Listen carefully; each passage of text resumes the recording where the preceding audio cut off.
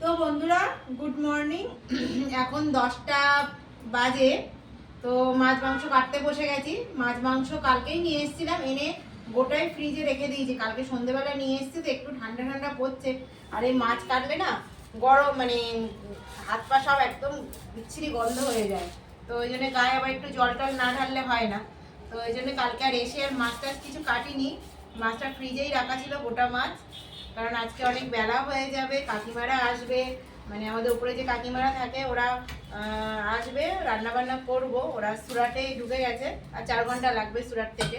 আর এই যে পার্শে মাছ নিয়ে এসেছিলাম আর আমুদি মাছ নিয়ে এসেছিলাম।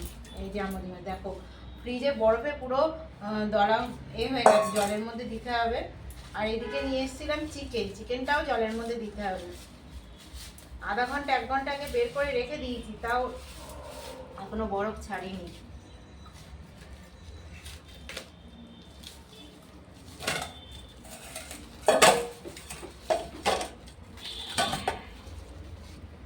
এই যে দেখো চিকেন মাছ